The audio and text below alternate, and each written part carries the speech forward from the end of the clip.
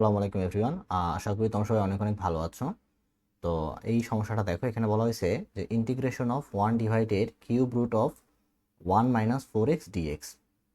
তো এটাকে আমরা কীভাবে সমাধান করব? দেখো, আমাদের কিউব রুটের মধ্যে যে রাশিটা রয়েছে সেই পুরোটাকে আমরা জেড ধরে নিব। এটাকে আমি যদি জেড ধরে নিই, যে let 1 - 4x is equal to z. এখন আমরা উভয় পক্ষে যদি তার নিজ নিজ চলকের সাপেক্ষে অন্তরীকরণ করি, তাহলে 1কে অন্তরীকরণ করলে এক্সের সাপেক্ষে 0 হয়ে যাবে, আর এখানে -4 থাকবে। তাহলে -4 এখানে হবে ডিএক্স ইজ ইকুয়াল টু, আর জেডকে যদি আমি জেডের সাপেক্ষে অন্তরীকরণ করি তাহলে 1, তাহলে শুধু আমাদের ডিজেড পড়ে থাকবে।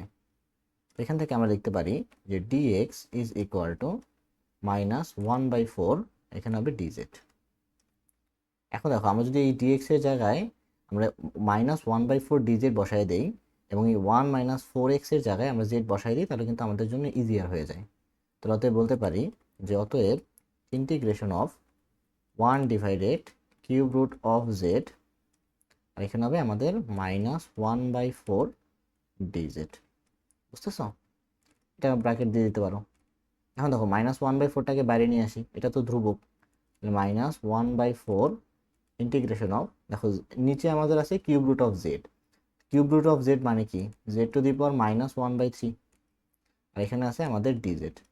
এখন দেখো, একটা ফর্মুলা আমরা সবাই জানি যে integration of x⁴n dx is equal two x⁴n plus 1 divided n plus 1 plus c।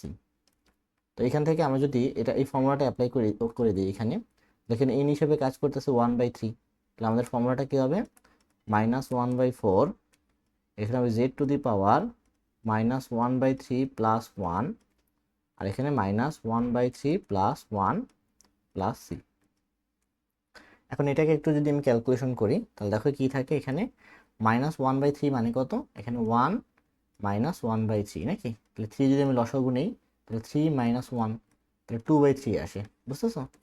এখান থেকে যদি 2/3 হয় তাহলে এটা উল্টে যাবে, তো উল্টে গেলে উপরে 3 আর নিচে 2, তাহলে -1/4 আসে ইন্টু 3/2 নাকি? 3/2 ইন্টু এখানে হবে আমাদের z⁻, আমাদের 2/3 প্লাস সি। জেডের ভ্যালুটা বসায় দাও। তাহলে দেখো, এখানে 4 এবং 2 গুণ করলে 8 হয়, -3/8 জেডের ভ্যালু যদি বসাই দিই, তাহলে 1 - 4x to the power 2/3 plus c. এটাই আমাদের ফাইনাল আনসার।